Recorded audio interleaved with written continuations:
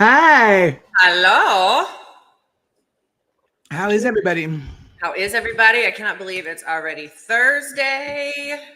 I know. I swear to God, it was Monday the other day, I know it goes like yesterday. right. And, we do this every other week, but somehow it seems like, wait, weren't we just on last week? But that might have been because of the Andrea show. That is probably true. That might be why. That might also be why. Yeah. This show is going to be exciting. I am super stoked about it. Yeah, this is a good one. We were going to do this one show before last when we talked about the farmhouse, and then we decided to talk about the farmhouse and then move this one to tonight. But the topic is really great, you guys. So where's our fearless guest? He is going to come back on in a minute. He went to get some water. Oh God. Okay, cool. I don't have water, but next best thing. I have water, but forgot the tea and coffee. I'm like, oh well, that's we'll do that later. So we have we're going to talk about paranormal investigations tonight, guys. And I know that a lot of you in here are paranormal investigators, or you're learning how to be paranormal investigators. So like Erin said in the post that she was sharing, like, get out your paper, your pens, ask your questions, and we are going to do our very best to get all of them answered. It's a great topic that it is. Conceivably we could talk all night about it, but I know everybody has lives, so True. Hang on, my mom. Let's see here. Make sure mom got in. Yeah.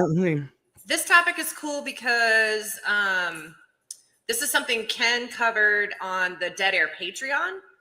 And okay. We thought, we all know about having respect when you're at a location and, kind of the general ins and outs of talking to spirits. But Ken wanted to kind of take a deeper dive, kind of like thinking outside more of why are you here, and more trying to almost like establishing rapport with the spirits at a location. Yeah. Right. Yeah. And so it seemed to make sense for Ken to be able to bring that discussion to our audience. Yeah, and of course we're deep in Paracon season now. So people are starting to investigate. People, we're going to be getting into spooky season here before too long, because it's already freaking July, if you can believe it. Yes, yes, absolutely. I feel like as soon as 4th of July is done, then it's spooky season and we can start decorating for Halloween. Yes. The temperatures can drop and every pumpkin spice can come back. Yeah, I agree. And it's funny because today I walked outside and I thought Corey had already and Jen had already hung up Halloween decorations on their front porch because I see this thing hanging, and then I realized it's just Corey's homemade ghillie suit that he's been working on. No. But from a distance it looked, and I'm thinking, it's July.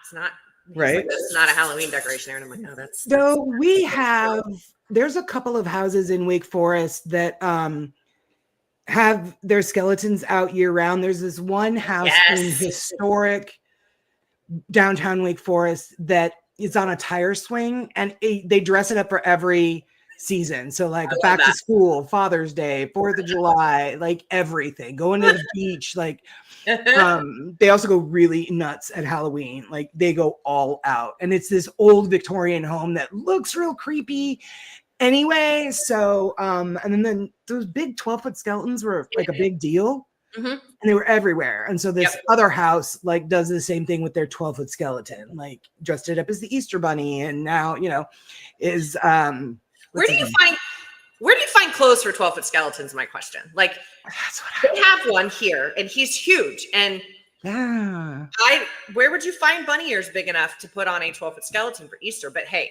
maybe they're making them. I applaud the commitment. I applaud the commitment that they have to get up on a ladder and like, take it all down and put it all back up. And I'm not going to do that. No. Not either. But good for you guys. We love to see it. If you do it, great. Yep. They get dressed up. It's crazy. They do. Like Santa Claus and, St. Augustine down the road from us. It was a little skeleton, and they had him out for one Halloween, and then they just left him there.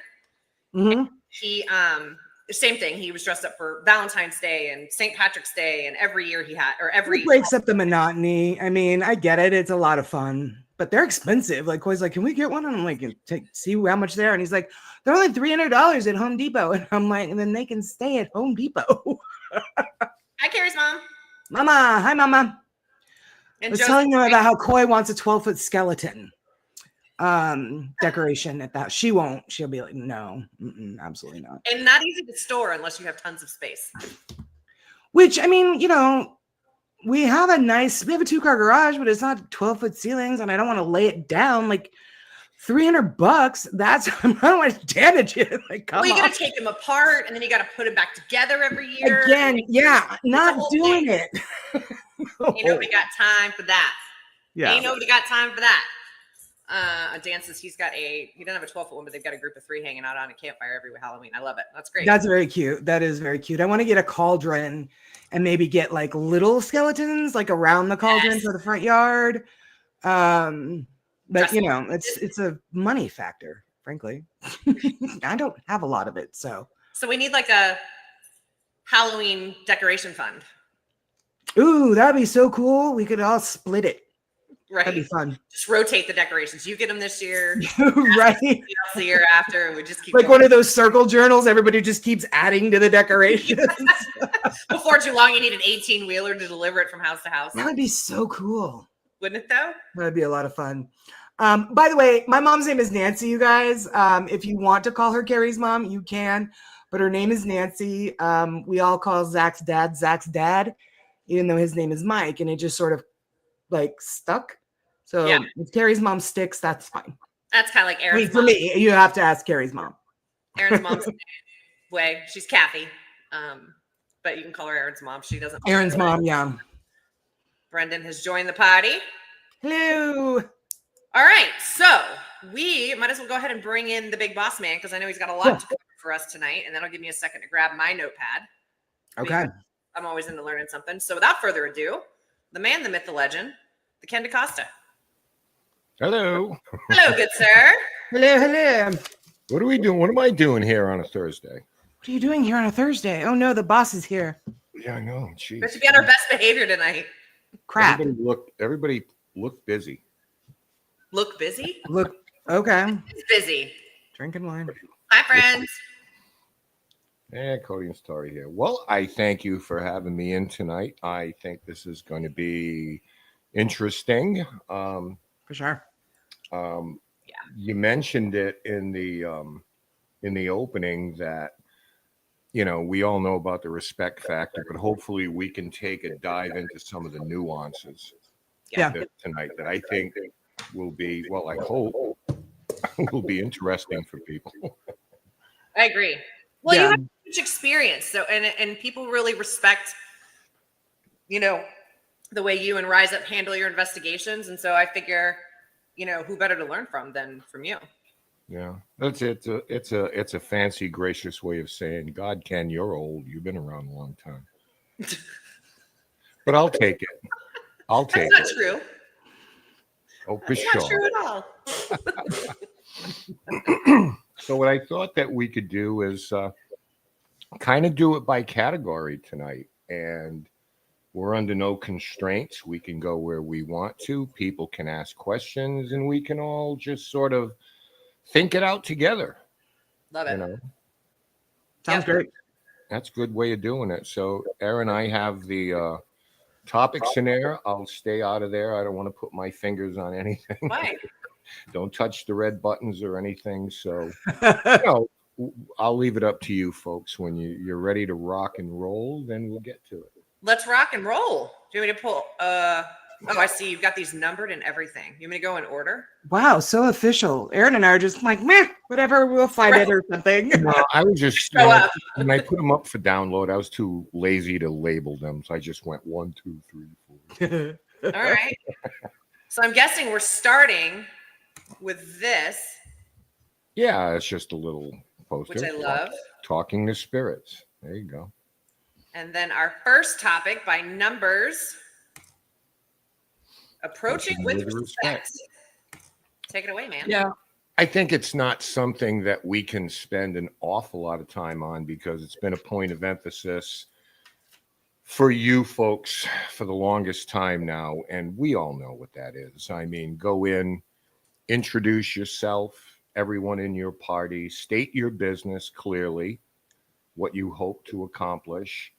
And remember to say please and thank you as you would anybody else. So that's kind of where, we want to go with that. Even setting up equipment should be done quietly and, carefully, and explain what it is you hope to accomplish that night, because you and the spirits are both about to go on a journey. For sure. See where that goes. True. All right. You ready for me to go to the next one? Sure. Okay. Being era appropriate. I love this one. Yeah, I mean, it's just understanding what the time frame is that you might find yourself in, and those who lived in that generation. So using words like cool and everything like that. I mean, it's part of our lexicon, but you have to understand. Yeah. They may not understand the what you intend to say in something like that. So it's about being careful using contractions. And I'm not saying you have to be Shakespeare, but you have to put yourself in a certain mindset. If this is 1800s, you just have to understand where they may be more than anything. Yeah, for sure. And like Mary Beth says, yo, dude's probably not going to work in a Victorian house with Victorian spirit. Or bro 15,000 times. Or oh, this is a good question. Yeah, right, bro. Dan wants to know, how would you do this if you are not certain of what time frame the spirits are from? That's a good question. Well, I guess, Dan, it's a starting point. This is why with me, and Carrie and Erin may certainly think differently of this because they don't want their own impressions clouded. I am on the record as saying I want to know everything about a place. I want to know what it was before it was, what it was used for, who lived there. I want to know the whole boat. In my mind, it makes it easier to formulate at least the basis of a plan, understanding that within 15 minutes the plan may go sideways. And often does. Right. It's like the boxer Mike Tyson once said, everybody has a plan until they get punched in the face. Right. Accurate. Yeah, that changes things quick. Yes. So I just want to know everything about it because who knows, you might want to play music from that era. You might want to bring in an item that resembles that era. You might have questions about what the place looked like in their time. So you just want to kind of put yourself in that frame of mind, I think, So I have a question. What about a location that has had a number of different incarnations? Like, for example, St. Albans. It was, it was a hospital. It was a boys' school. It was a sanitarium. It was, over a number of different eras and generations. So what would your advice be on going to a location like that for the very first time, knowing that it's a different type of building to a number of different spirits, depending on when they lived there? Yeah, I think that what you want to do is try to get as much witness testimony, and even if it's anecdotal, a story is a story, let's face it. But if someone has seen someone dressed in a certain period, if they've seen a child, then that would be one incarnation of that place. If someone saw someone in Victorian garb, that would be another, part of the history. And that's why, the information is important. Beyond that, Carrie, if you know that, you just got to run it all down. Were you a part of this? Were you an owner? Were you a steward? Were you a servant? Were you and so forth and so on. And, you know, but you have to take your time doing it. Yeah. You're right. A lot of these places, they were a store, they were a school, they were a post office. They were, you know, a lot of different things. So hopefully you just kind of put all that together and maybe get some names. Yeah. And cut right to the chase, you know. Yeah. Yeah. Yeah. Good idea. Yeah.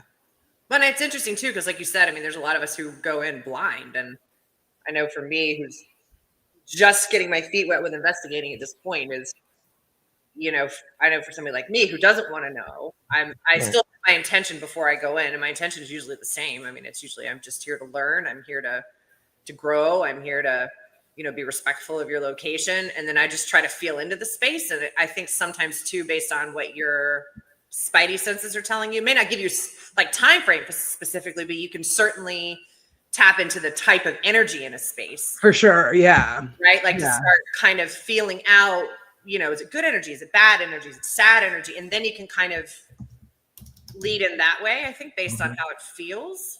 Sure. When people go in and use their senses or use their third eye or whatever that process is, it's perfectly fine. You respect that process. And a lot of times, I guess, with you folks, you don't want a lot of information bouncing around in your head. Yeah. You don't want to suppose anything or have any kind of a preconceived idea, you know, of what might happen there, because you just want it to be organic. Mm-hmm. Yeah. This is interesting because we've seen this. Do you think spirits from different eras interact with each other? Which also ties into that question. I mean, we've seen that. At the alley, the bad guy in the basement and Larry. Sure. They're aware of each other. That's right, Larry. Larry thinks the other guy's an asshole. The one that Larry said, "Oh, he's an asshole." He's an asshole, yeah. But he can't. But it was interesting because if I remember correctly, and correct me if I'm wrong, they are aware of each other, but Larry can't see him.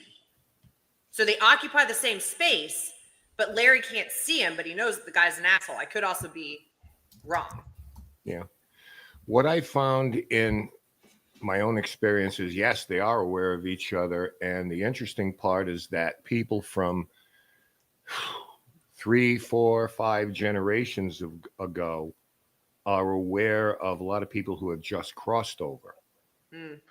And they are willing to go and either go get them, which we've seen, for you, or be the intermediary, because maybe they're old hands at it. Like you talk about the alley and our friend Beatrice, you know, we love that. Blanche. Why do I keep calling her Beatrice? It's okay. She's not here. She won't tell. Funny story. I did that one time when I was there, and she started calling me Kevin. Just to sort of like, okay, we're going to play this game, right? See, I love that. I think that, and we may have this on the, you know, on the docket for tonight to discuss a little later on, but you do develop relationships with these spirits that you spend a lot of time with. Right. So yeah, that's definitely something that I'd like to touch on a little bit. We are definitely going to get there, Carrie. Cool. But a lot of times people who might be new to this, maybe a little hesitant, they don't understand what's going on. And a lot of times people from different generations usher them in to the room, for lack of a better word. Like, it's fine, it's okay. Yeah. They'll say, well, she wants to know if We've seen that at the Payne house. We've seen that at the Oliver house, where you had like the spokesperson of the house from the 1800s. These, you know, insert, I think it was George's mom out front at wherever that, I can't even remember where that might have been at Shanley. But different time periods. But this spirit was aware of George's mother, who obviously died in this era. Yeah. Totally different eras, but absolutely aware of each other. He went down and got her, brought her up, and yeah, that's very true. You see that a lot with with Ron and Lourdes and the Digital Seance Initiative, and that there's kind of be like a spooky that will go get for the group. Yeah. So, hey, Liz. So I think I love the idea that they're all just kind of hanging out and they're like, oh, they're back. New people are here. You know what I mean? Hey, Linda. Hi, Miss Linda. What I've seen, with some exceptions, naturally, is an awful lot of the places that we go to have a matron. Yes. It's usually a female. Mm-hmm. She is the lady of the house. Yep. And if you approach, you have to kind of go through her. If you Gatekeeper. want to talk to anyone, and I don't think it's anything territorial. Mm-mm. I think that was probably the case when she was alive. And there are exceptions, of course. There are some, dominating male figures, but I find so many places that are too numerous to name right now. There is usually a female matron, a woman of the house, and she kind of sorts everything out and handles things. And I find that's interesting. And in my experience, it's the best because 99 out of 100 times they're the most generous and welcoming and nice and, make you feel welcome. Well, like you said, they're often helping the others, especially in a situation with Cody and Satori, with what they do. Not all the spirits are able to figure that out super fast. And like Blanche at the alley or Sarah Whipple at Payne, these are spirits worked with this method and know Ken and them for years anyway. So there's that personal relationship, but you still almost, it's like they step in to help the other spirits who maybe aren't really used to connecting with humans or had the opportunity to connect with living people, and kind of hold their hand as they navigate that and help where they can. So they are like the intermediary. What I kind of like we are with new investigators. True. What I think is funny, ladies, is that a lot of these women lived during a time where they were second class. Yeah. They were seen and not heard. And now in the afterlife, this is my time now. Right. I run everything. Yeah. So I'm boss bitch. Good for them. At this point. Hey, man. It'll happen sometime. You'll get there one day. You hang in there. Shouldn't have to wait that long. Eyes are changing. All right, we have a question, and I don't know if it really falls under our current topic, but it could. So let me just throw this one out there. From looks like Ethan Supernatural. Is there something Ken has learned from having direct communication from the other side that has changed his views from before he met Cody and Satori? Oh my gosh, I bet there's plenty. Oh my God, so much. The thing that I told them almost immediately after we had spent a lot of time doing this is how much I appreciated their gift, not just because of the results, but it validated everything that I've done in the decades I've done this, that it wasn't for nothing, for all the people who might have laughed at us, oh, you're doing this, So I have my, so now I kind of have my moment, so I the validation never gets old. It never gets old. So even if you had to wait however many years to get it, it's great. I'm glad I'm not the one coming through. I was able to witness this. But beyond that, there's so much. But one of the main things I've learned, and we're going to talk about that, is that in some instances, before I even met either of them, we contacted spirits from places that I'd spent an awful lot of years at, who said that they've been watching everything that we've done over the 10 years we were there. I'm talking about, Payne House Museum. They recounted incidents that happened there before Cody and Satori, before I even met Cody. And that's a while back. I've known Cody for a while. But they were recounting those things. And the most touching thing was one day when we were asking, or the kids were asking, how do you see us? And they talked about the beam that goes up, the light, and they come to the light. And the message from me from the matron of the house is, finally, you can hear me. Wow. And that was one of the most touching things. Finally, Ken can hear me. Yeah. So they have been there, but we have our own limitations. So I guess that's the most profound thing that I've learned is that if they're called on, they're listening. You know, it might not be immediate, but Yeah. that was life changing to me. And as far as, you know, how I feel about this life we're in right now, certainly there's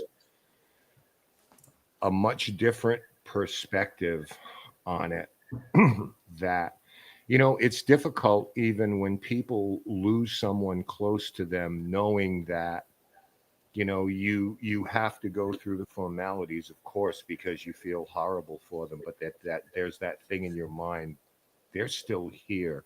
Yeah. They're fine. Yeah. You know, but you don't, you know. Yeah, that's not something. It took a long time after my best friend's mom passed away. It'd be 2 years in November, but there are still things like she knows her mom is still with her, still with her children, still with, but, and I want to say, like, she is still here. You don't have to ask me to get a message to her. Just talk to her. She's right there. Right. But you're right. There is like a time and a place. Yeah. You know, you don't want to be like, oh, well, you know, she's in a better place right away. You know, there's just sort of like a, I don't know, like a grace period. I know it sounds kind of clinical or whatever, but Yeah, there kind of is. They're busy over there. They've got a whole new thing to learn, and where they're right, now. yeah, there's kind of, yeah, and you want to let routine. them adjust to life down here without their person, and so there is sort of grace period. Yeah, I mean, you have to use decorum, you know, because you don't want to, because, you know, hey, listen, believe it or not, folks, there are an awful lot of people who have no interest in what we do. That's just really are. That's just the 7 billion people could care less before we start feeling, you know, really important. Yeah. So, but that has taught me a lesson that I always rattled around, but I found out there's validation to it. So I'm forever thankful for them and understand how fortunate we are out of those 7 billion people to be able to witness this. Yes, absolutely. To be able to be there. Yeah. Yeah. I think it's wonderful. All right. Are we moving on to subject 3? Ooh, what's that? And I am starring comments or questions, so I'm trying to put them in kind of where they fit. So I'm not going anywhere. If I don't answer it immediately, I am hanging on to them. So here comes our next topic for discussion. I think we're on number 3. Using humor gently. Yeah, I mean, very simply, humor is a wonderful thing, not only to break stress and tension, to alleviate fear or anxiety in us if we're, you know, in a certain place that's sort of hanging in the air. But I have found, and Blanche is, you know, a perfect example. You know, I'm calling her Bernice and she's calling me Kevin just to be a wise ass. You know, and so many times we have had people on the other side, you know, share jokes with us or tease us or something. And I mean, it's wonderful. And we've been able to do the same. But again, you know, you have to establish something first, because there are characteristics over there where they have a tremendous sense of humor. Yes. Like Sarah Whipple. We don't want to turn it into a roast. Yeah. Right. And again, this is where knowing your audience, reading the room, so to speak, you know, if you're talking to someone from Victorian era, you know, your humor is going to be a little bit different. And, you know, listen, it takes time to learn these things, you know. So we just hope that we can speed up the process for anybody who's interested in this, you know. Humor is a wonderful thing.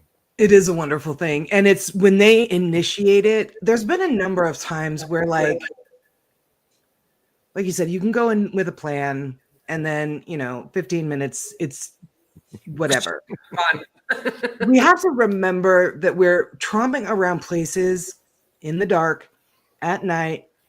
Maybe our flashlight's not working. Maybe we're looking somewhere else and we're not watching where we're walking. But like, there have been a couple of times where we've captured EVPs where we've tripped on something and there's laughter in the EVP that we didn't hear.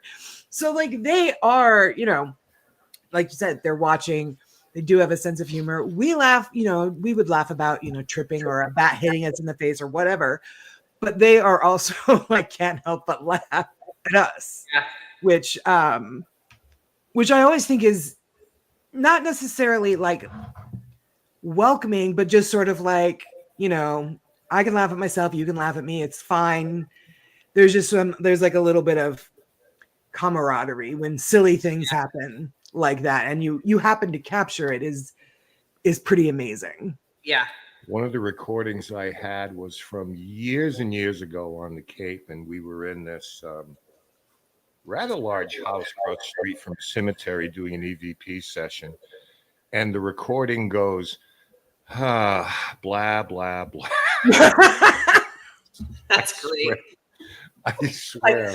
Next. I love that. Blah, blah, blah.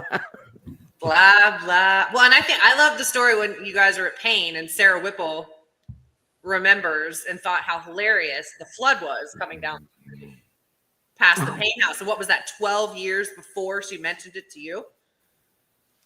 2010. She thought that was hysterical that the street was Sarah, did you think that was funny? Yes. Yeah. Moments like those are beautifully rare. But they're so fun. Like I feel like we've had spirits make fun of like what I was wearing, like a knit hat and things. Oh, well, at Shanley, your mother make that for you. What was it at the Shanley where one of the spirits kept saying, calling you funny guy? Oh yeah, there's the funny guy. He's the fun guy. Was that the speakeasy part of the Shanley? Shanley Hotel was like, I just said, pal, I've been called a lot worse than that. I'll take fun guy anytime. Over anything else. I love it. All right. On to number 4. They aren't limited to human constructs anymore. Yeah, I think we have to bear that in mind because, we live in an age where it's instant gratification. We want it right away. And you can't. And again, I guess this might go back to sort of like remembering the era type thing to some degree. Because let's look at time is probably the biggest example. Does time even exist on the other side? Time is a human construct. Yeah. We designed it to measure stuff. That's it. Is it linear? Is it not even matter? So I think we have to understand that on the other side is a different dimensional thing than our reality that we're living in. Yeah. And I think that we'd be well served to remember that even though somebody might have passed 3 months ago and they lived what we're living, they're just in a different place right now. Yeah. Where it's like my understanding is everyone is whole once again. No one's sick. Yeah. No one's, and that's probably the most encouraging thing. Yeah, that's correct. Yeah, everybody is whole again. So again, you can't project our reality into theirs. Yeah, I think that, and I mean, this has always been my experience, my kind of line of thinking that obviously the residual things that we may capture or whatever may be happening in a location, they're obviously not, they're not aware of you. They're not going to interact with you. They're not going to talk to you. They're just going to like walk right past you or whatever it is that they are stuck doing. Mm-hmm. But everything else They can come and go as they please. They can go to these places. They can go back into the light. They can go wherever they want, be with their loved ones when they're celebrating something or when they're grieving something or when they're, and they are whole again, immediately whole again. Right. And I think that knowing that makes the idea of death just a little bit easier to swallow for those of us that are left behind. Mm-hmm. True. Yeah. Very true. Love that. Well, I think essentially that's one of the main things that we're getting at, right? Because it's a question that's been asked for a millennia. What happens to us? Yeah. It's we're not the first to ask that question by any stretch of the imagination. Not at all. Yeah. So it's a noble pursuit, I think. I think so too. But I think that a lot of it comes down to what you've experienced personally and what your beliefs are based on your experiences. Because you don't have to take any of our words for it because we go out and investigate this. You don't. Yeah.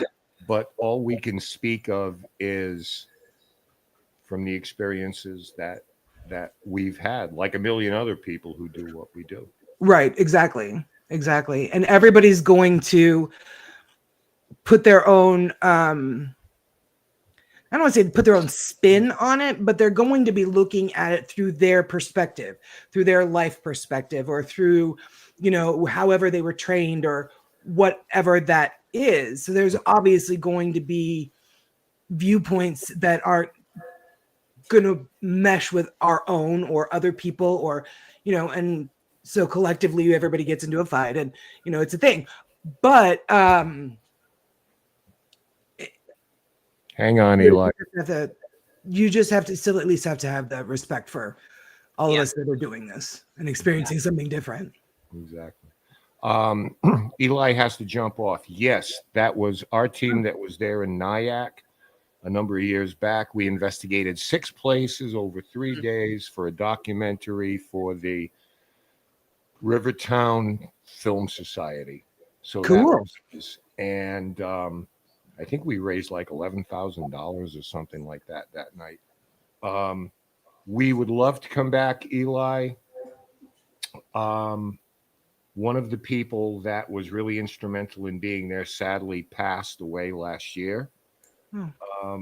But we've made overtures to try to get back and visit with those people in Rockland County again, in the Hudson Valley. And we absolutely loved it.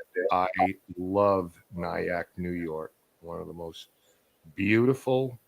It's a little big town, if you know what I mean. So Eli will try. Hey, listen, if you know anybody on the inside, tell them we want to come back. Let's do this. But we're going to give it a shot. So thanks for asking. That's Okay, awesome. I'm sorry. He was going to jump off. But no, that's fine. Yeah. Don't be sorry. All right. So now, I don't see a number 5, so we're jumping to number 6. Oh, I might have skipped overly. That's okay. Don't be overly demanding. A lot of these things are variations on a theme. I need to jump off real quick. Not jump off, but just jump off screen. I will be right back. Sorry. Okay. You're good. That's cool. Very good. Do you want to take a couple of questions, Erin, and give Carrie a chance to come back? Yeah. So Liz wanted to know, have we all set our code word like Houdini and wife for our next step? Mine is brass tack. Any combo works. Tax brass or even tacky like me. You can't tell us what it is, Liz. It's funny. My mom and I have one, but I don't know that we've ever discussed it. But I think and if she's still in here, she'll confirm that we know exactly what that phrase would be, because it's something we used to reference her mom a lot. That reminds us of her mom. But that would be the thing that would come through that I know for sure that she was in the space, because it's not something you would hear normally otherwise. So I have one. Do you? Yeah, I mean, that is, it's a great idea. I mean, why not?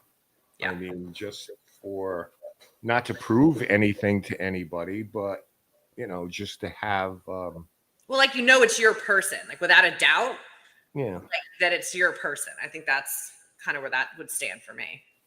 I haven't done that yet, though, Liz. I'll have to get to that. Have to work on a code word. I think if the kid, God willing, they're still around, and I'm not, I think the first thing I say, they're going to say, "Yeah, that's that idiot. He's yeah, and right on. WTF, Cody. Yeah, that's Ken." And there's Joe said his would be Mothman, and there's my mom. And we have not had that discussion, but that is exactly the phrase that it would be. Yeah. So that's kind of cool. Some people have, mine would be donuts.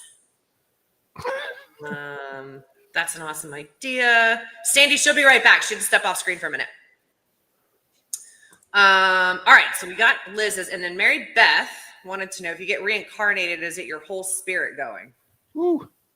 Well, I think you get, from what I understand from reports, you get bits and pieces of memories. I don't think you necessarily look the same, and I think that there are gaps in your memory, but some of the more profound things people have gone on to say, particularly children, I guess, where they remember themselves being in World War II or something like that, where those fragments of memories come back. And I would suppose that some parents have let their kids go through regressive hypnosis. That's a tricky thing. I mean, that's a tricky thing. Regressive hypnosis is not always what it's cracked up to be. And it depends on who the practitioner is, because you don't want placed memories. Someone says, "So tell us when you were a pilot." Like, you don't want to frame a question that way. Right. You don't want to lead. Yeah. You're leading the witness, right, Aaron? You would know about leading the witness. I know too much about that, sadly. Not because of trouble, but my old job. Yeah. That's a good question. All right. That covers all the questions for now. So let's see. Oh yeah, like Sandy said, regressive hypnosis can be dangerous. For sure. I agree. 100% agree. Lots of experiencers, abductees, UFO abductees, have gone through that. Yep. And while their recounting things are remarkable, I'm still on the fence about how they were done and who's administering them. Right. Because if the person administering it is looking for a specific result, then that can kind of wipe the slate clean. You'd need to know, or have someone who has no idea what you've experienced or what you've been through, sort of like a blind study. Yeah. No one has a dog in the fight. Yeah, that would be the most important. All right. Ethan, I'm assuming it's how, because it's EIT, Ethan, I think. What are some of the most mind-blowing experiences you've had? Oh boy. I don't even know where to. I got to write a book or something. I had a whole show about that 2 weeks ago. I mean, I've seen apparitions on 2 occasions. I've had that once. Gotten messages that are just, amazing. Some of the most mind-blowing things, unfortunately, have happened at places that we can't really speak a lot about because they're residences. I mean, we can speak in generalities. I was at a house and this happened, but, voices coming from nowhere in a room. Wow. I mean, some of the things with Cody and Satori have been mind-blowing. Yeah. To sit there and recount those, maybe someday we'll do a show just on those with them, and like when we tell our stories to people. The newest guy in our group is a former FBI agent, and he gets an earful of those. He loves it. but that's an entire. It's a whole If we ever nother. need to raise money, like, and have a telethon, like a 72-hour telethon or something, We could fill it. Well, and we can ask that about working at the farm. You know, a lot of the first questions, "Oh, have you had any experience?" I'm like, I'm pretty sure we could all write a book. And I think one of the wildest experiences I had, aside from the whole Anna Noah craziness, there was a camper on the property at the farm, and it's like a 1958. It's not an Airstream, but it's just a big old giant mid-century modern camper, and it didn't feel right in there, one specific spot. And before I figured out who this person was, I remember Andrea was staying at the farm. It was the first time she'd stayed at the farm since they left. And it was Halloween, and she's like, "Oh, I'm just going to stay in the camper with you." I'm like, "Okay." So I'm sleeping in the middle of the camper in a bed, my usual spot. She's sleeping at the front of the camper on the couch because that's where the TV is, and she had music on or whatever. I fall asleep. She falls asleep. I wake up at 4 a.m. to the sound of somebody walking by me, and then I hear somebody get in the bed in the back bedroom, like the sheets rustling, the mattress moving. So I'm thinking, oh, Andrea must have hopped in bed. So I like stick my head out. I don't see her on the couch. I'm like, all right, well, she's obviously made her way in bed, until she opened up the door to the camper and walked in. And nobody else was in the camper. And I know what I heard. I mean, I woke up because I heard the footsteps and I heard them keep going. And I had this look on my face, and she's like, what? And I'm like, Nope. I just need a minute to process what I think just happened. But that would be one of the more interesting ones. I just thought I was not expecting. We did end up finding out who this guy was, and that is very much a haunted camper. But that was just kind of neat to be like, whoa, to hear it so clearly that you're convinced your friend has entered the room. Carrie has returned. One of the things I just thought of, and this by no means is number one on the list or anything, but I recall being at a museum years ago, and one of our guys was in another room watching the monitors, watching our closed circuit cameras, and there was a case there, a glass case with artifacts that they'd found in a yard, and he was playing with a spoon. And then I had said, okay, let's switch up.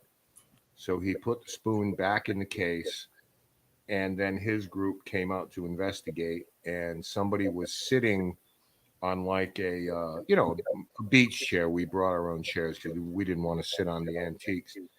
And we heard a clink out in the other room, and we were looking around. He looks under his chair, and it was the spoon that the guy was playing with in the other room. So a case of apportation. Yeah. Where an object just went from one place to another. And happy to say we got it on camera too. That's great. I mean, there's so much. I won't call it crap, but there's so much stuff.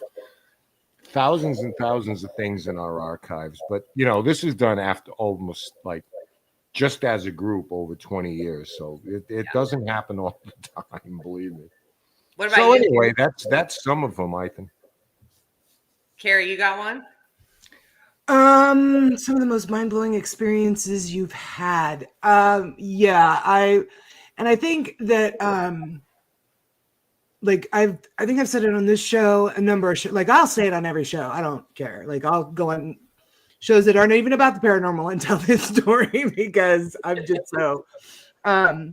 We were doing a private investigation of Trans-Allegheny, which is in Weston, West Virginia, and it is known to have housed over 2,500 patients, closed in the 90s, and was famous for having, the lobotomies done. And there's a whole wing on the first floor, or the first basement. There's basement, sub-basement, somewhere on the first floor, that was the lobotomy ward.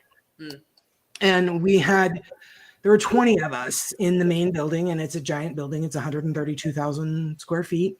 So we all had we weren't like on top of each other. There was no worry about us contaminating evidence because people were talking because we were spread out so far apart. Yeah. We captured an EVP. There was nobody down in the lobotomy ward at this time. Just had a recorder running. And we captured an EVP of 2 metal bangs and then a woman screaming bloody murder. Oh, I remember you playing that for me. Yeah. Oh, the goosebumps start already. Ugh. Yeah, it was just like one of the things that kind of almost make you fall out of your chair when you hear it, because we obviously, you know, we always, as a paranormal investigator, you want to make sure that you're aware of situational awareness. There was nobody there. Nobody was on the first floor. Everybody was up on the upper floors. You know, what was the ward? Okay, lobotomy. It was maybe a residual that just sort of like happens there, which would make sense, but never ever forget that. And then one of the other times when I was still in training, I'd gone to the 1910 jail and Globe with Tony and Cherie, and it was just the three of us. And there was back in the day of the 1910 jail and Globe, there was a woman named Jenny that ran a brothel in Globe, and she was arrested for that, and she was housed in the women's ward. Well, the spirit is known for not liking women, because all of the male ghosts or spirits that are there in the jail love the female investigators, and she doesn't like that. She gets jealous.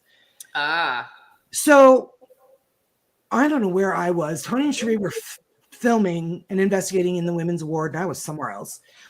And they captured on video this. Tony sent it to me, and he's like, "Tell me what you hear." So Cherie is filming the cells of the women's ward.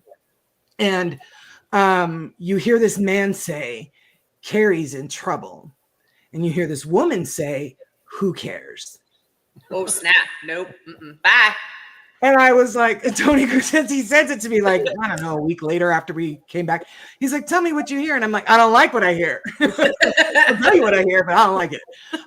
So that was one of the very first terrifying things. I think those two stick out in my mind. That and I was touched for the very first time at that jail as well. That was the very first time that spirit had actually like touched my face. So that is a weird feeling. I mean, that's like, when I talk about like the two fingers in my back, people kind of laugh it off, and I'm like, no, like I know what it feels like. My bra strap is folded over the tabs. Yes. Like, I know what that feels like. This is very much like when you've been touched by something that's not living. It's like this buzzy, in the flesh. Weird feeling, and you can't like it. It'll hit randomly sometimes, and it'll make me jump because it's such a distinct feeling. I think it is, yeah. And I know enough, and I have watched enough paranormal shows, and you know what I mean? Like, I've read enough that if you go to a haunted prison, don't turn your back to the bars. I know that. I knew that. I was still, yes, it feels like static. This felt like a light, like somebody was just lightly touching my face, because we were doing an EVP session, and I was sitting in front of a cell with my back to the bars. Not in like the wall space where the Tony and Cherie were sitting. Right. I was sitting in front of a cell. And I asked Cherie to film me. And I was like, "Please tell me that's a bug or a spider or a cockroach, or do you see that thing on my face?" And she's like, "No, there's nothing on your face." And I was like, oh. Tell me that's a cobra. Yeah, right. That's the only time you want it to be a bug, a snake. Exactly. I have a huge fear of cockroaches. I can't stand them. I hate them. It's a whole thing. And I actually was hoping it was a cockroach on my cheek. No, it was yeah. Oh God. But I love that place. I'd go back anytime, even if Jenny, the brothel owner, hates me. Well, I know what it's like to be hated by a female spirit. We'd be able to work that out, no problem. We can do it. You and me. We got that figured out. All right. So now, Ken, did we do this one yet? No, we waited until Carrie came back. Yeah. As far as being overly demanding, I guess falls under the category of walking a fine line between trying to find out the limitations of what a spirit is capable of and asking them to perform for you. You know, move this, move that, make this go and make that spin. And I did it for years, full disclosure. And then I don't know when, a number of years back, I said, well, that's kind of, so I always try to preface it. more with, listen, whatever you're capable or, more important, willing to do, Yeah. we'll accept it, but we're not trying to make you perform parlor tricks Right. or perform for us. We're just testing the limits of, especially at a place where there's reports that things were moved. Yeah. You've done this kind of thing before, or you've been reported to. So it all comes down to how you frame it. But the idea of lift this, tote that barge, lift that bale, move this for our entertainment. Mm-hmm. Yeah. There's a fine line that you have to walk there. There's nothing wrong with, hey, listen, knock on a wall is the same thing. Make that light up is the same thing. Right. But it all depends on how you approach it. We've brought these for you. If you're curious about them, you can feel free to use them. But it's not just, like I say, tote that barge, lift that bale, do this, for our entertainment. Right. Yeah. I think that's whatever they would like to do. Like you said, if you're curious about it, play with it, do whatever you want. That's completely fine. I think when it becomes even more disrespectful is when you say, can you, finish this knock? And then people are like, dun, dun, dun, dun, dun, and then you sit there and they're like, they must not be here. They must, you know what I mean? Like I'm always telling, when Laura and I do fans and friends events for the podcast and we take folks on investigations and then they've never been on one before, we always tell them, listen, guys, we're not guaranteeing you're going to experience anything because they don't perform on command. They're not here to entertain us. So if you're just wanting to get their story, what have you, just ask them, if there is somebody here that wants to speak with me, just let me know however you want to let me know that you're here. Right. If you don't want to let me know you're here, that's fine. But don't just assume that, one, they don't want to talk to you, two, they're not there, three, they're being dicks. Just come on. Sometimes, you know what? We don't want to talk to people either. True story. So let's have the same respect for them. Don't expect them just because you demand something of them. Right. And then get all spicy about it if they don't do what you want. Then people will go to then I don't believe you can do anything. We're going to get into that. We're going to get into that tonight. But I want to hear what you have to say, Erin. But in sum total, I think with paranormal entertainment, whether it's network, whether it's YouTube, whether it's whatever it is, we've become very desensitized to spirits. Mm-hmm. Yeah. And we treat them too often like they are there for our pleasure, like they're props to be used for our own purpose to, get some footage or run around like nuts. And I think we've forgotten that everything that we're doing that brings any kind of attention to us are done on the shoulders of people who have passed. And I think we've forgotten that. Yes. Or we were never made to acknowledge that when we started out. Because, not everybody is training new investigators in that kind of manner. So I agree with that too. Real quick, guys, Joseph, or they hate the final segment in the first Creepshow movie. I will tell you right now that final segment in the Creepshow movie I watched at a sleepover at my best friend's house when I was 7. And that is where it started because my best friend's house was not my friend Jennifer, my best friend before Jennifer. I don't want Jennifer to be like, you told people my house had cockroaches. Different girl. Her house was filthy and they always had cockroaches. So when we watched Creepshow at the slumber party, that's what started my cockroach fear, is that final segment. Yeah. And then she actually had cockroaches. So I was going to say, no wonder you have an issue with Jenny or vice versa. Yeah, no.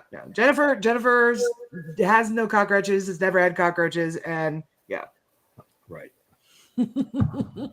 So is this the one?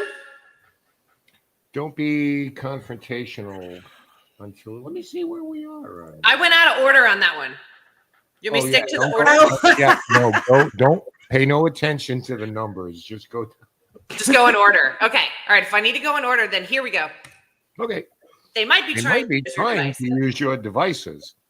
And this will lead us into something else too.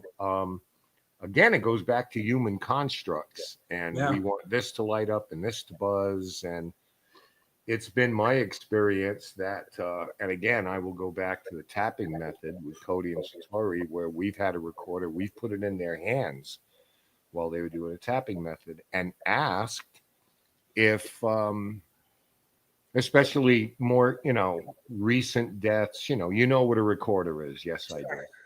Sure. Could you attempt to just speak into this?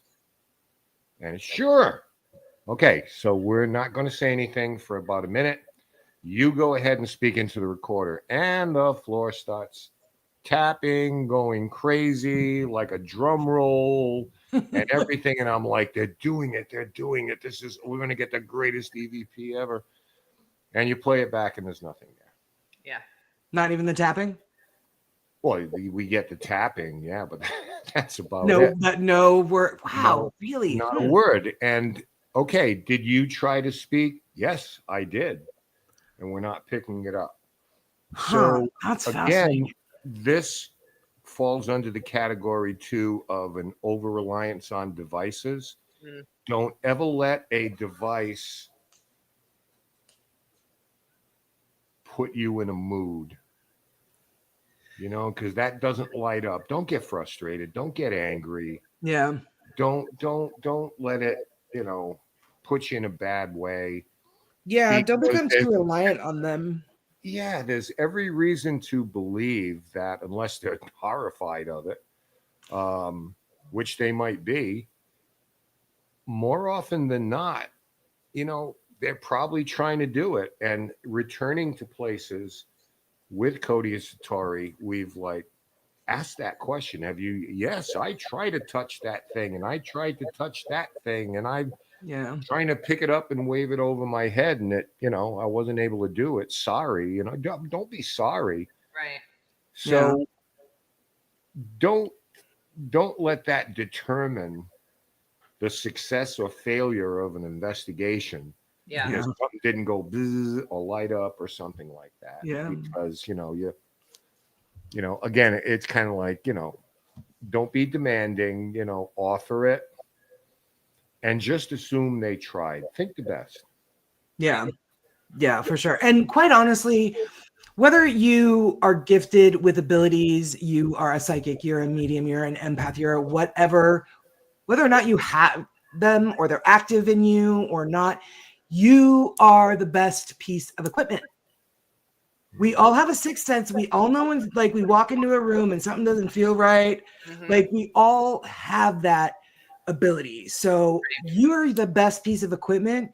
Walk around with your flashlight, walk around in the dark if you know the place well, or you're pretty confident of where you're going. And just feel where you're at. Yeah. Carry a recorder if you want to, that's fine.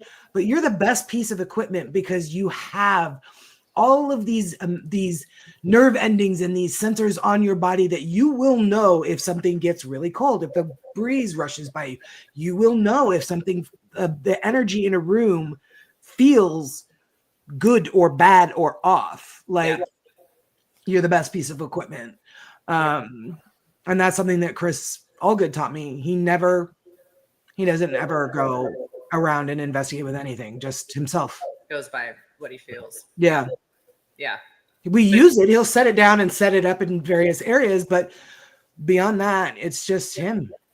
So don't forget that 98% of the claims that people come to us and say, would you like to go there? Or can you come to my home? Those claims are made by people who weren't ghost hunting. Right. They're just having dinner, and all of a sudden, some woman walks through the room.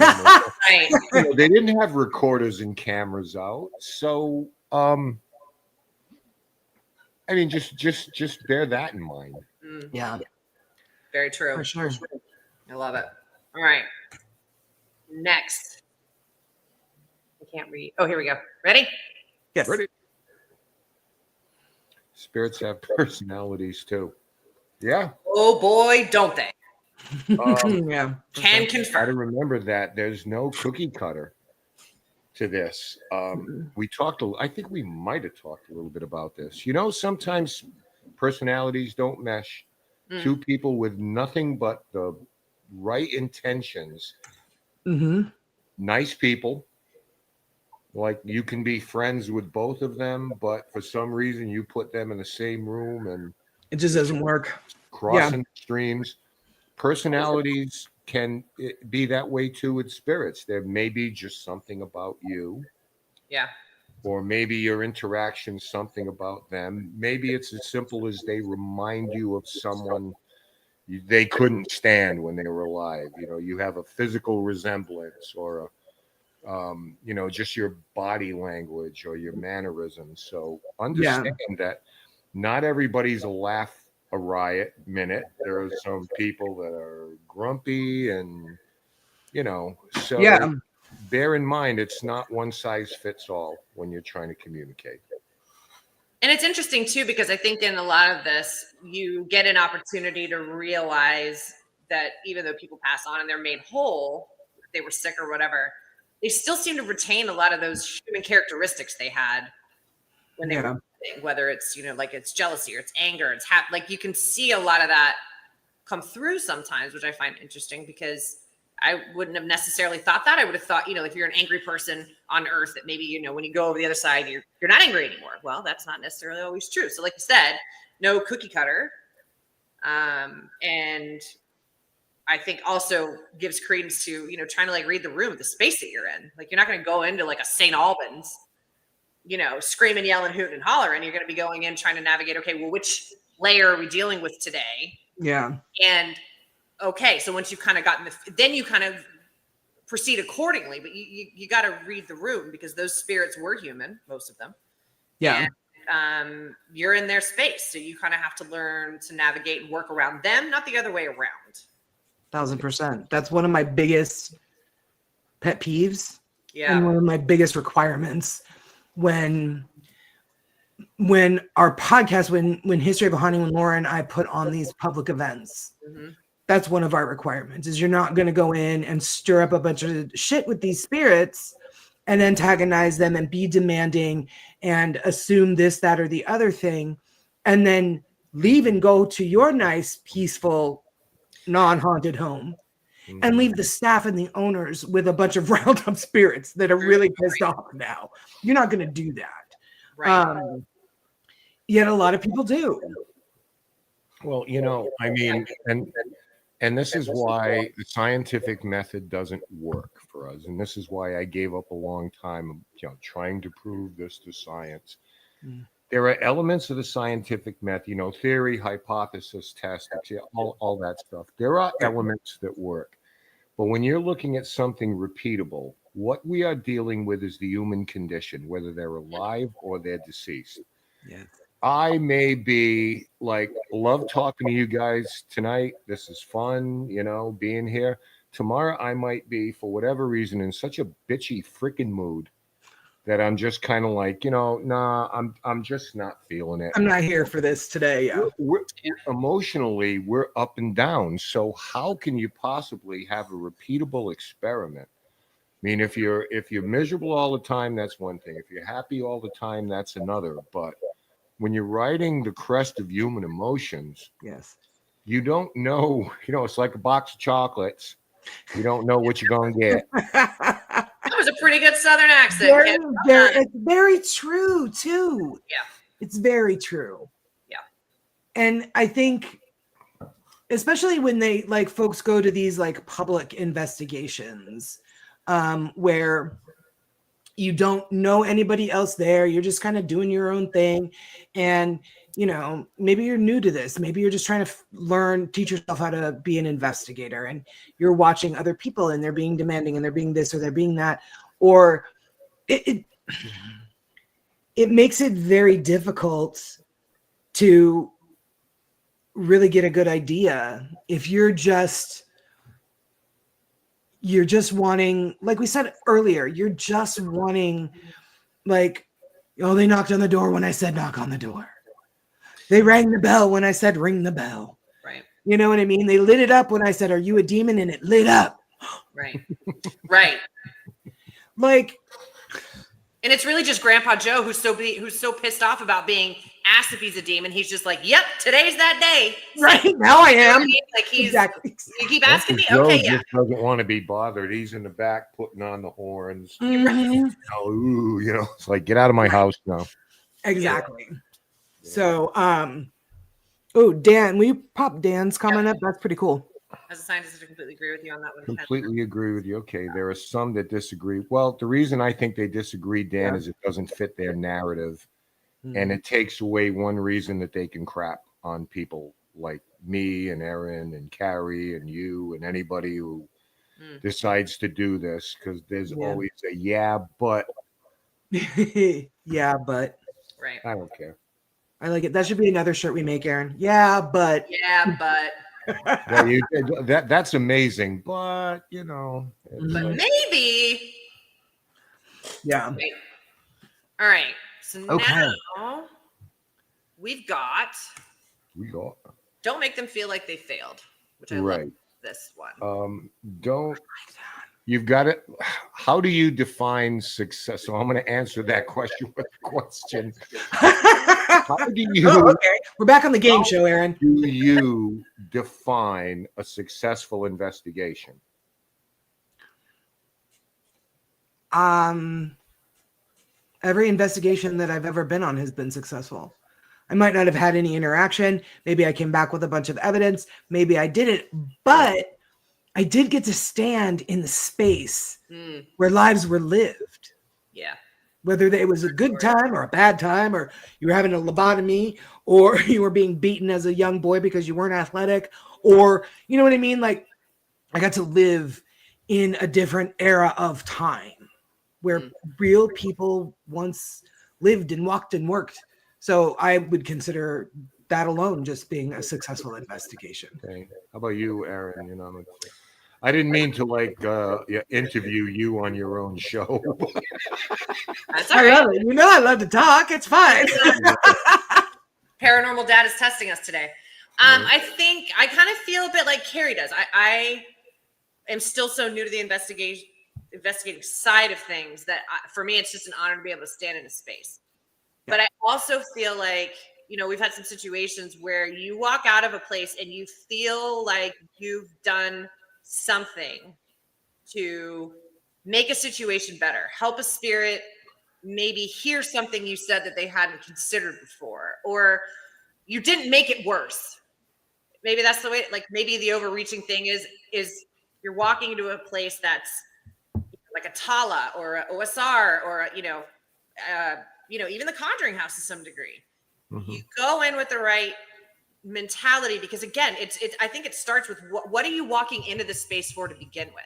Are you there to learn? Are you there to learn about the history of the people, the lives they lived? Or are you there to film yourself yelling at spirits and demanding that you do things? I consider a successful investigation for me having learned something that I didn't know before I walked into the space, but then also feeling like I either helped or I didn't make it worse. Yes. Right. If I were to define it, I would take everything you both said, 100%, and just add that if we go through our process, whether it's everything we're talking about tonight, to the letter, we did our research, we used our equipment the right way, we went through the process, did everything the right way. Sandy says, as long as no one gets hurt, you should hang around with Julie. You walk around with a camera in the dark and you don't see anything. Oh, that was me. Oh, that was me. Oh, no, that was me. Yeah. But I would add, add, if we go through the process that our group has and adheres to and really kind of espouses what we're all about, if we walk away with something or nothing, that is a successful investigation. So what I mean by it, but how many people feel that way if they walk away without evidence? So like they're Right. Very little. They're either bummed or they take something that could go either way and call it evidence. Yeah. Because they don't want to walk away empty-handed. But when you walk away, don't make the spirits feel as though they failed you. Right. If you haven't even gotten home and listened to your recorder yet, so relax, pump the brakes. But I see people walk out, and we've had public things where they're shaking their head, and this place sucks, and and and all the rest of this stuff. And going by what I said before, like this woman at the paint house has been listening to us for 10 years. She doesn't need to hear that. Right. Like I did my best to try to communicate, and I failed you. It's like my fault. Right. Yes. Yeah. It's not. Yes. When I'm a ghost, I will be haunting places and people. I have a list. But if you come to me and you're wanting me to do some stuff and I try to do it and maybe you don't know how to figure it out. Maybe your equipment sucks. Maybe it's you. Maybe it's not me. Maybe it's you. But yes, don't make them feel like they failed. I completely, wholeheartedly agree. And with Aaron as well, like, don't leave the place worse than you found it. It's the personality thing.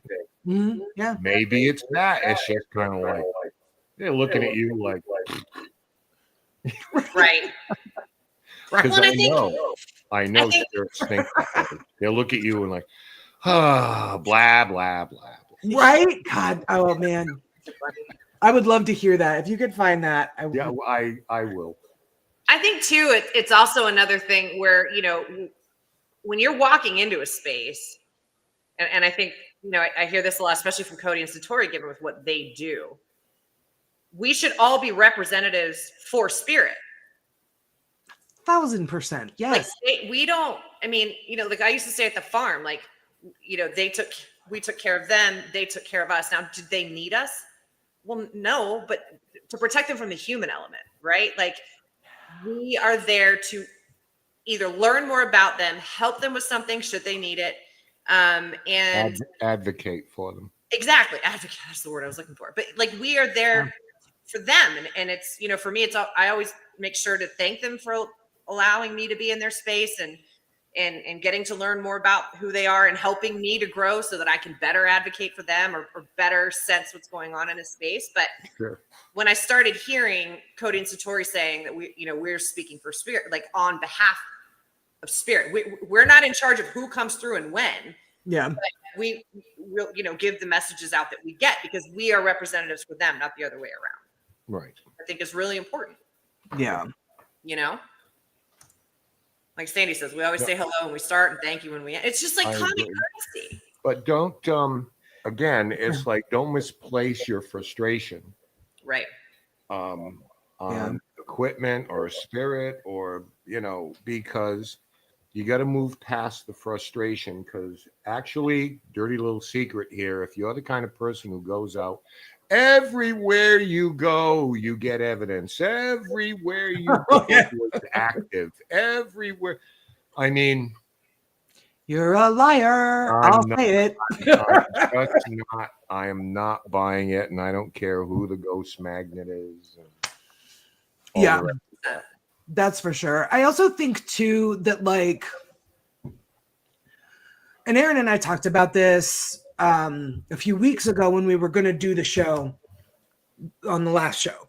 Aaron and I were talking about how you were wanting to do this topic. We were super excited about it. I think that if there is a common-ish story that's not really proven, but it's sort of like popular theory of a location. And you go in and you're like, I've heard this popular theory. And the popular theory is, for example, let me say, there's a demon here. Let's just say that. Because a lot of places have demons, according to a lot of people. Right. They're everywhere, supposedly. They're everywhere. It's like I roll here. I can't wait for Sam and Dean Winchester to come in and save us. Anyway. if you go into that, and that's like the popular theory is what you're taking as, I mean, you know, for lack of a better word, gospel on the activity in the place. Mhm. Boy, I'm just being blasphemous all over tonight. Then that's all you're going to interpret whatever you get. Yeah. Whatever you get. So if you're like doing an Estes method, or you're just doing a spirit box session, and maybe you wear a cross and you get the word cross on the box, and then you get the word burn on the box, and you interpret that, you're going to interpret that as, oh, demons, they burn when they touch crosses. Oh my God, I'm wearing a cross. Create a narrative. Yeah. They just feed into that narrative rather than maybe trying to learn if there might be a different kind of story. Why does everybody want there to be a freaking demon everywhere? Maybe it's just a very religious person that was in that space. But to try to really find the truth of a location and what spirits are actually there that are calling you home, because for whatever reason, they are calling that space home right now. Right. Yep. Maybe try to find out what's really going on. Popular theory is fun and exciting, but if it's actually true, we are all fucked. Yeah. Okay. We're all screwed. But it's not. So try to find the truth. Try to find a different narrative. Maybe a real one. Maybe it's not exciting, but still, it's way more fascinating because it happened to real people. I remember. Off my soapbox. Well, no, I'm about to hop on the same soapbox because I remember I was working at the farm and I was doing the admin. And so just for clarification's sake for people, when we did video review for content creators who paid content creators to come out, our only job was to make sure that you weren't making up stuff, you know, and make sure you got the history right as we knew it at the farm at the time, right? Yeah. So I had one paranormal podcast from the southern states, and they were very much on the demon track. And at one point, they were investigating with a well-known group. The well-known people who were in the house that same night, not a problem at all. They knew what the rules were. They'd been there before. They had done it, no issues. This group said, "Oh, well, they were doing Estes. He put on Estes, and immediately it was, fuck you, get out." It started out demonic. And no, you jumped straight to that. We have two grumpy spirits, Noah, and we also have Edwin Arnold, who just probably had enough. You've been talking about demons all night. You've been demonizing the place all night. You went straight to them cussing at you as being a demon. You cannot put that in there because A, you don't know. B, you've put, now, in my opinion, because this is what I mean when trying to stick up for them and being advocates for them. Yeah. Now you've upset them because you're trying to spin a narrative that is not valid in that house. And you didn't even bother trying to explain it. You just heard "F you, get out of my house," and you said, "Nope, that's a demon." That's how it started out. Like, literally, I just said that to my neighbor the other day. "F you, get out of my house." Well, then I must be the Antichrist if that's all. We're all F you, right?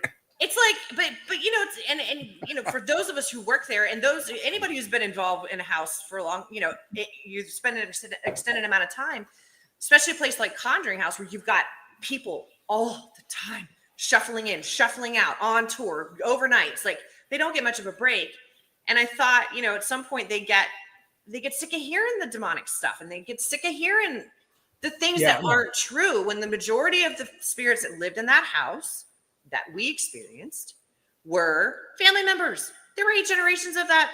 It was one family on that property. The home. And, right. So they get. And like our experience, they're treating this house like a science experiment. These people were bound and determined to make a connection to demons no matter what it took. They were making up massacres on the property that didn't happen. I made them cut it all. I've decided. A little dirty secret about the paranormal. 90% of the people screaming demon don't believe in demons, because if they did, they wouldn't be so 1,000%. about 1,000%. You I know, wish the world were like Supernatural's simply because I know Sam and Dean Winchester will save the day. Eventually, I will run into those boys, and I would love that. But it's not. It's not true. Right. It's just not true. Right. And we don't want it to be true. No. We really don't want it to be true. Do I believe in demons? Absolutely. Yeah. Absolutely. Do I believe that they are, you know, the lovely gentleman at the post office? No. They're not. Why would demons come up here and just pretend to be one of us? Yeah. And then die and then haunt a place. What? Right. I think I better I think don't know. I guess I feel like hell works on a much more organized system than that, but that might just be me. I think that's true. All and right. all you screaming demon out there, you're on notice now. You are on notice. And you know who else is on notice? And I want to get him on the show. I want to get him on the show. We need to figure out how to do it. James Wan. He's the one that started all this with our house. Let's get him on here and let's have him set the record straight for Right. Just sign this right up. Yes. James, you All need to clear this up. Exactly. Slap him around a little bit. Mm-hmm. Tell you, that's a brilliant mind as far as horror stories go. Right. Yeah, because I can't watch those. I've only seen Him and Lee Winnell, man, woof. Can't do it. I love them. I love the movies. I'm a Now sissy. I'm gonna go watch The Conjuring. I'll see you guys later. Bye. I love that movie. It's amazing. It is. It's Okay. really good. Okay. All right. Now, ask if they are okay sharing the space. And I love this one. Self-explanatory, cohabitation, boundaries. I mean, oh my God! I mean, this covers a lot of stuff. Cohabitation, respect. So, like, if somebody's private home was haunted, Yeah. okay, what about bigger locations like the people like Trans-Allegheny or OSR? Or what if they're not? And how do we know that? Like, what's your advice on that situation? It all depends on the request that you get from somebody who was kind enough to invite you there, because you don't take it upon yourself to go, I'm clearing the world of spirits. I mean, Oh, yeah. that's That. They don't like that. right? But it all depends on what is requested of you. I'm not a spirit rescue guy. I don't cross anybody over. I don't do exercise. I do none of that stuff. I document things. And at best, you try to be a mediator. Yeah. You know, you try to say, okay, first of all, you're the living. What do you want out of this? And some people say, I want them gone, banish them, you know. Other people say they don't bother me. They're just curious. Other people just want to know they're not crazy. Everybody's got a different reason for asking for help. So I kind of look at it like the first thing is let them know that they might be scaring somebody. You know, depends. There are kids there. So you try to be a mediator and say, okay, you go to that corner, you go to that corner. Okay, send a representative out here now. Now, look, this is what they need. They're living here now. I understand that you feel you have some right to this space. So eventually it's not up to me. It's kind of like a negotiation. And if necessary, you take the homeowner who has to make an affirmation and just stand up like they feel like idiots in the room. And it's like, listen, you know, and I said, this is my house. I live here now. Yeah.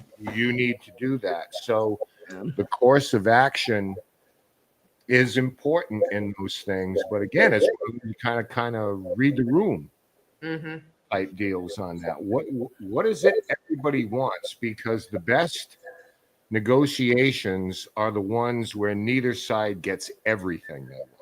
That's right. Yeah. True story. Yeah, I don't I don't know. I don't delve into the crossing over of spirits. Me either. I'm not saying I might not learn how to do that later on in life, but right now I don't. I don't. I leave that for the more experienced folks. So if somebody comes to me and they're like, we don't want them here, we want them gone, I will refer them to people that have done it before, that know how to do it. I haven't trained on doing it. I haven't asked to be trained on doing it. I've been a part of some banishings of not evil spirits, but just kind of dicks that are screwing with everybody. I've been a part of that, but I don't know. Now, if it were my house, it would probably be a vastly different story. Sure. But if I were called in on a private residence case, typically I'm only called in to do a remote viewing to just kind of back up the claims. This is what I'm picking up, blah, blah, blah. And then if they want an investigation done, I usually refer them to whatever local team is there. Right. But I don't know. I don't know how comfortable I would be with crossing a spirit over if the homeowner really wanted to do that. Yeah. I feel like, who are we? Like what? I don't feel like that is I understand. I've not been in that situation, right, where that's come up for me, obviously, but I just feel like I would never do it. Yeah. Hand it off to somebody else. Yeah. But I feel like you have to go through that, like Ken says, that mediation point first, because I hate it when you see on social media, these old house sites, they put up their beautiful Victorian house. And then, I think it's haunted. And then, of course, underneath, it's oh, get an exorcist, get a sage, the demons, blah, blah, blah. And I'm like, whoa. Right to the exorcist. Holy crap. Most of the time, and I've if people have asked me questions, I'm like, in my experience thus far, most of the time, these are people who lived at this house at some point in their lives, or they visited this house and it was something they loved, and that's where they've chosen to come hang out. Or there's just bats in the belfry, and that's it. Right. But it's everybody's, it's haunted. People that aren't in this little microcosm vacuum that we live in of the paranormal field. It's everything you heard a knock on your wall. Oh God, it's a demon. No.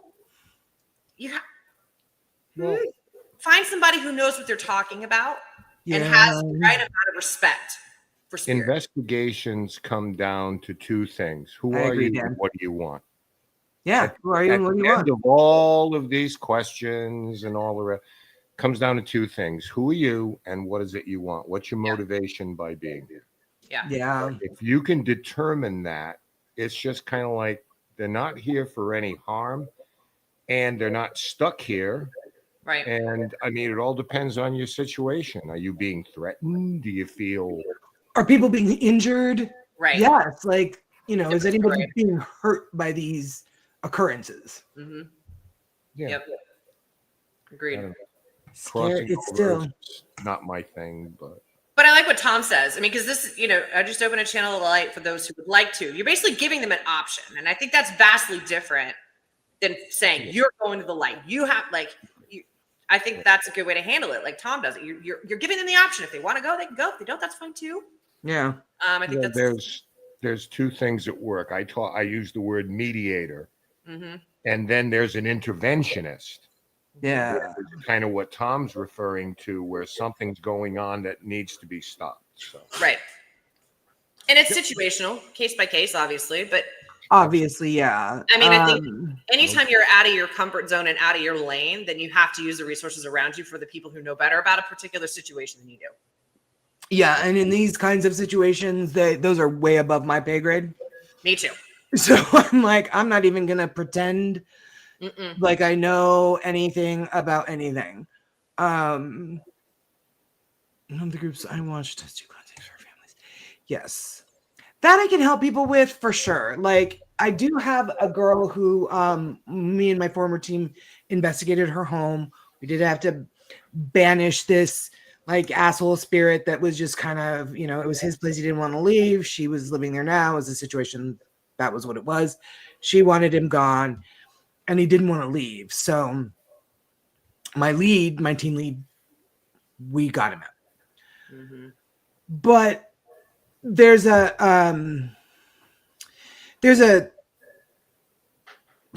kind of a belief that if all you have to do, if you have something in your home that you don't want there, all you have to do is just burn some sage and they'll go away. Nope. No, because she moved into a new home and she reached out to me and she was like, I think something's here. I just have to burn some sage, right? I think I'll do that. And I was like, no. All you're going to do is make your curtains smell bad. Yes. Don't do that. Sage is not like, you don't just burn sage and open your windows and blow it out. And then there goes, there's a process. And we had a no sage burning rule at the farm. Couldn't burn sage on the property because most people they just bought a sage stick in the merch shop. They don't even know what to do with it, but they've seen it on TV and it gets rid of, you don't know what people's intentions are. You don't know what they're doing. I mean, I've caught them doing it. I'm like, you can do that, but not on this property. If you want to go down the road, have at it. Yeah. It's very intentional. You want to clean your energy, fine, but. Exactly. You want to clean the energy in your space, fine. But this is not going to remove Grumpy Grandpa Joe out of your house. And most of the time, like Carrie said, most people don't know what they're doing with it. There is a very specific way of handling sage. Of doing it, know what you're using it for. Sage is not the answer to all your problems.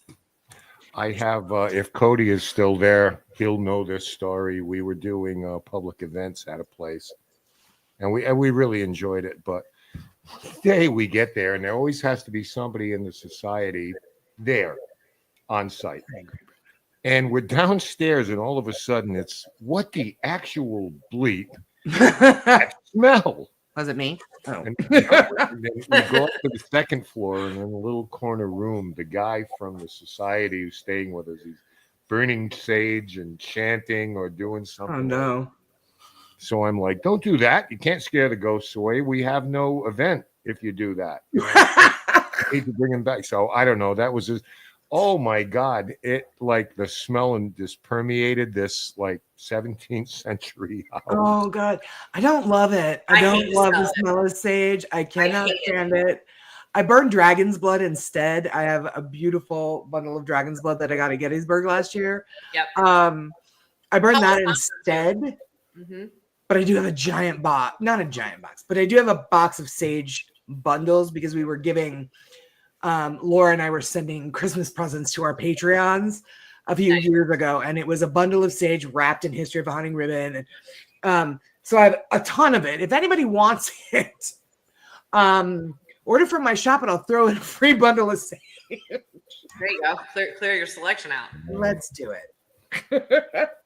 If you'd have handed me that in the 70s, I'd probably try to smoke it anyway. So. Yeah. Sage. I mean, it does work, but you have to not use it. It does, but not for removing ghosts. Sorry. I mean, people, I think that makes a lot of people angry. And I've had people want to argue about it. And I'm like, okay, but when it doesn't work, I'm not going to. If you use it wrong, it's not going to work. And all it's really going to do is just annoy the living and the dead because it stinks. Yeah, you're better off with just a can of Ghost Be Gone and just. Yeah, maybe I'll start selling that in the shop. There you go. You got to make a mix for that. Listen, Gettysburg is coming up, and I will do the kitschy stuff. I don't care. I will sell all the tchotchke crap. Ghost Be Gone spray. I love it. All right, we got 2 more lessons. Ooh, yay. Boss man. Oh, only 2? Okay, good. That's what based on I've gone straight down the list. Okay, Mary Beth, I will. I think we're missing a couple numbers. All right. If they did harm, ask why. Gently. All right, so this might seem counterintuitive to some of you out there who may go into a place where, 1 or 2 things happen. Either there's something in the past that this individual has done that isn't that was bad, or maybe they're currently doing something to the people who live there. And this might seem counterintuitive, but the first thing I think you need to do is sit down and try to find out why. Like, what's their motivation? What's their mindset? Why did you do this? I mean, we recently had a case where something incredibly horrible, the worst possible thing you can imagine happened. And because not all these stories have happy endings. Sure. And rather than relitigate the past, we tried to like forge a path toward understanding why this individual did what they did, because they were not in their right mind. Correct. It doesn't take away the pain, because we talked about spirits being whole. So I'm sure where she is, she's not insane anymore. There's a realization of the horrible thing that she did that for eternity will haunt her. She relives it all the time. But you try to first figure out why, rather than jump on the bandwagon of accusations, and because there's not a damn thing you can do about it now. So before you start to take an aggressive posture, Yes. first try as best you can to be conciliatory to a degree, and find out what were you thinking in your final moments or something like that. Yeah. That's a start. I'm not And if saying they're willing to open up, great. Yeah. But if they're not, don't force them, guys. Right. It's a case. It goes back. It's another case of don't make it worse. Yes. And if you can be better than the however many teams before you came in, hooting and hollering and screaming and yelling and puffing their chest out, Right. You're doing right by yourself and by them. Yeah. And it's situational, you know, like in what Ken is talking about. He's told me what happened, what he's talking about right now. Yeah. It's not like, you know, you can't just, we're not talking about souls like Richard Ramirez. No. You know, that like went out and killed a bunch of people and then was like, oh no, I'm remorseful. No. Souls like that, they make a choice. Yeah. They make a choice. Even at a soul level, they make that choice to go out and kill all of those people. And they shred their souls apart in the process of it. In this, but there are some particular cases from 50, 60, 70, 100 years ago where maybe there was a mental illness a person was suffering from that they didn't know existed yet. Right. No idea. Now. Yep. Right. Yep. So maybe kind of approach it in that type of way. If you come across a house where, you know, maybe La Llorona would have needs to be better understood. Mm-hmm. Yeah, I mean, so that's what you try before you start slapping the suspect around. You know, Right. you're almost like a cop. First, you're trying to get them to talk. You need a cigarette, you know, can I get you some more?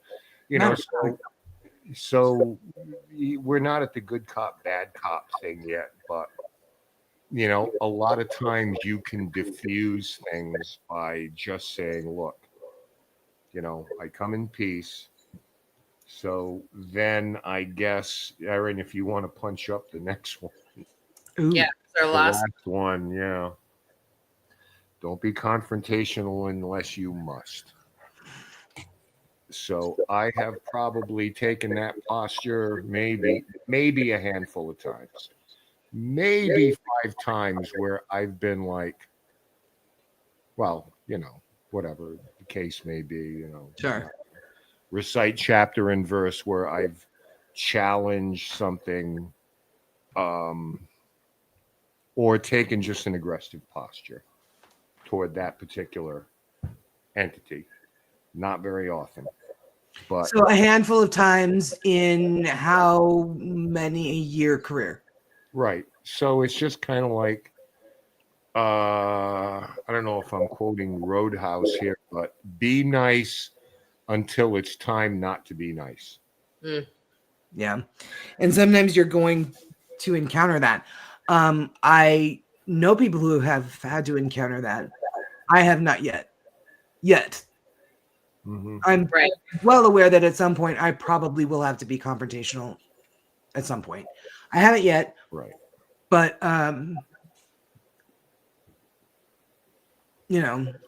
let's be real about what we're talking about here. Well, the thing is, too, it is, in the grand scheme of things, it is so incredibly rare to come across an entity who is so hostile, so aggressive, murderous, full of rage. I know in this day and age, we act like there's 3 a week that some people get. And I'm here to tell you, it's just not the truth. It's not the truth. It's not the reality of it. It's what can this spirit, or probably a better way to put it is, when it becomes about you and your goals and not about the spirits, then it's all going to go wrong. Yeah. It's all going to go wrong. Your reason for being there is completely skewed. The plan you had when you came in, like you said, gone. Completely went sideways. Yeah. Like, I'm just here to film a video. I'm here to get views. I'm here to, this is about me. Clickbait. It's about you. It's not about anything. And eventually, it's just going to lead to confrontation. I actually had one more we skipped over, and I shot it down the bottom, Aaron, and then we're done. Oh yeah, there it is. All right, you ready? Yep. Very important. Don't assume all spirits are enlightened. They don't know how to speak every language. They don't know everything, and sometimes they are just as messed up and confused as we are. Yeah. Okay. They forget things, like you guys like to call, the train wreck and a hot mess. And sometimes spirits are a train wreck and a hot mess. I love it. True story. I can't wait that it carries on into the afterlife. Thank God. Yeah. So don't expect that they have the secrets of the cosmos that they're going to give to you, and right. What would we be? We'd all need a new hobby. If we had all the answers to everything, it would be so boring. What would we do with our time? It would be so boring. We would all have to find something else to do. We would have to find something else to do in some other dimension. And if we knew everything about everything, then it would be so boring. It really would. Yeah. And that's what's great about this field, is there's always something new to learn. Mary Beth, bless her heart, she's like, I wonder if I will still be ADHD. Oh, I probably will be. Probably not, babe. You're a hole in the light. You're a hole in the light. I had one more question here. I had one. Yes, I like this question a lot. I figured we can end on this one here. I hope you are. This is a good one. Yeah, it's really good. Ithan, I hope Ithan, Ithan, yeah. Definitive yes. Definitive, loud, scream it from the rooftops, yes, because we had a case exactly like that, where there was a lady who walked back and forth in this location, and she was seen during employees during the day. We're in contact with a spirit. Love this guy. Love him to death, from 1901. And we asked him, are you aware of the woman who walks back and forth? And the answer was, yeah, but she don't talk to nobody. Yeah. And if you listen to how he described it, he is describing a residual spirit who's just not acknowledging it. So even to him, an acknowledged intelligent spirit, the way he described it is, yeah, I know who that is. She don't talk to nobody. So I love that. Yeah. I love that. One of my favorite residual spirits, Laura and I covered Dover Castle on History of a Haunting. Mm-hmm. And there's a soldier, because it was used as like a bunker kind of area during World War II. And there is a soldier who just carries a clipboard and he writes something down and he walks through this solid limestone wall. Because he walks through this solid limestone wall where they kind of like cut off the office. They expanded the office, and there used to be a door there, but now it's just the wall, the limestone wall of the cliff. Yeah. That the bunker's built into. And so he just writes something down and walks through this over and over. And I'm like, Laura, we got to go see that. Like, we got to go see that. And it's my favorite thing. So that's interesting. Like, now I do want to ask, like, the intelligent spirits, like, what's that guy doing? See if we get him. That's really cool, Ken. Oh my God. Yeah. And I should mention when I say we got this is Cody and Satari in on this case. So when I talk about literal conversations, it's not like I'm sitting in the dark talking. So cool. But it's like, yeah, she don't talk to nobody though. She's stuck up. She's a snob. Sandy, happy 4th. She's got to hop off. Stay safe. You have the best time. Hello to your beautiful daughter. And text me. We got to plan Disneyland. Nice. What happens when I come on, Sandy? Pretty soon the show's 2 hours long. I'm sorry. We don't care. This is so fun. These are all things that even experienced paranormal investigators can learn from, because everybody does things differently. But I think with your expansive career, as long as you've been doing it, the amount of things you've done, places you've gone, like that, your perspective and how you handle things is how I want to learn how to handle things. Yeah, absolutely. It's a very kind perspective. It's coming from the place of we're in your space, not the other way around. Like, to me, it's common sense, but we're lacking in that in this field a lot. We are, and it's kind of unfair that like we get to learn from your mistakes. Like, you have learned all of this stuff over the course of your career. There's been plenty. And so so it's kind of unfair that you're like, okay, here's what you do, what you don't. Well, everybody learns a different. Some people are visual learners. Some people are. I think I'm probably more a visual learner. I'm more of a I'm going to throw you in the water and learn how to swim type, and unfortunately I end up screwing myself over. Listen, my entire paranormal career thus far has been just jump out of the frying pan into the fryer and see what happens. And I have never, since I was a child, my mom has long since gone to bed. She's not still watching anymore, but she will tell you that from a very young age, I always leapt before I looked. I still do it to this day, which she just loved. I'm 48 years old. But anyway, so years on you. It seems kind of unfair that you had to go through it the hard way, and you're sharing your. But you get to teach the rest of us. We kind of look at this like we don't say we're the final word on anything. Yeah. But I think the things that we managed to cover tonight, I feel really strongly about. That I would tell anybody who says, "Hey, what do you think of this?" This is what I would tell them. Yeah. And I firmly believe you're going to get more on this path than you will screaming and yelling and so yeah. More flies with honey. True story. Yes. Well, wow, this was really great. Ken, I do have a question though for you. One that I don't know, Aaron, if you have the same question, and we haven't really talked about it. I don't know if the audience has the same question, but I'm sure everybody's going to want to know what your answer is to mine. When are we doing game night again? This Sunday we're going to have Chris Rondina come back. We haven't seen Chris. Ooh. Love Chris. And he just traveled to France to write about the Beast of Gurvidon, a werewolf. Oh, God, I love that story. Gurvidon, France. Coming out on it. Out there. Same kind of deal when he went to Germany to find the real Hessian soldier at the heart of Sleepy Hollow. Yes. And goes to visit Frankenstein's castle.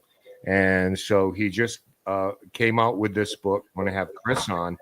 But we were just talking about that the other day because in our circle here, there is somebody who hasn't faced somebody yet. And I don't think that you have faced Jen and Corey yet. We have not. So I think that we are going to probably within the next 2 weeks, not counting this Sunday, of course. Of course. I think it's time for game night again. Everybody seems to love that. I support this. Yes. I have to figure out exactly how I want to approach this and how bad, like, I need to torture everybody. No one's really done anything bad to me. So, oh, wait a minute now. Wait a minute. I take that back. We have Chris on, but from the 11th through 13th, we're going to be in Maine. You can be hanging out with us. Yeah. So when we come back the following week, which will be the 20th. Wait, 11th through the 13th. Okay, I can't do the 20th because I'm getting ready for Gettysburg. I'm a vendor. Maybe we do it in August. That Thursday.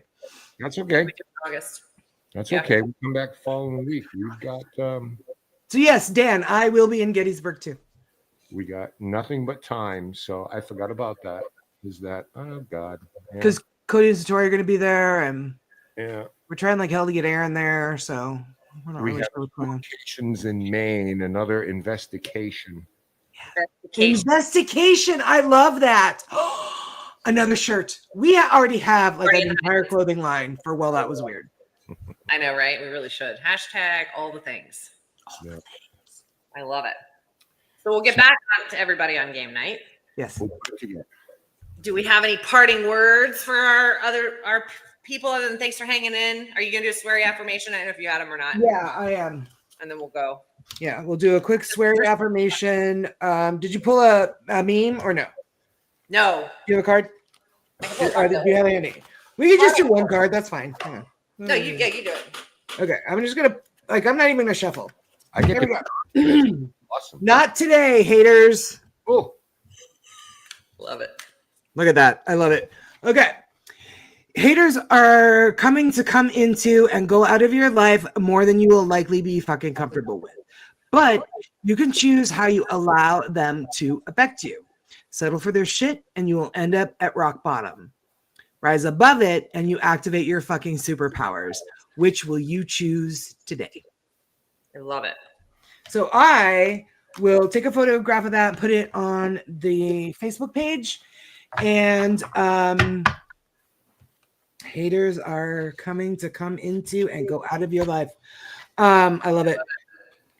I am going to pop off of here. My mom, bless her beautiful heart, she has an infection, an arthritic infection in her wrist. She had about a year ago, and then now it's in the other wrist. So, oh God. Yeah, that's why I popped out earlier. So I'm going to pop off of Send here. all the energy to mom. Thank you so much. I appreciate that. I love you guys. Ken, this was a lot of fun. This was a lot of fun. Thank you so much for having me tonight. This was fun. Of course. Talking to everybody. Great questions. Oh God, they weren't they? I love our audience. And Ethan Supernatural, I hope you're still here. I hope you continue watching. Aaron and I are on every other week. Thursday. I was gonna say weekend. What? Ask her. I don't know. Yeah. Every other something. Yeah, that was good. Those were good questions. I like them. Great. As always, guys, you guys are fantastic and wonderful and weird. And I will. We'll see you in 2 weeks. We'll see you in 2 weeks. Yep. We'll be back. And do we have whose show is? Oh, Cody and Satori's show is Gettysburg week. Gettysburg. We'll figure it out. Yeah, that's shaky. We'll figure all that out. Yeah. How fun would it be though if we were all in Gettysburg and did a live show with Cody and Story? All right. See you later, haters. See you later. Not today, haters. Right. Bye guys. Love you. See y'all in 2 weeks. Take care. Bye guys. All right. A lot of fun, Aaron. So we can wrap this up. Thanks everybody for stopping. Thanks for having me. This was fun. We love having you on. We all get to learn something. There you go. Thanks, y'all. See you next time. Night.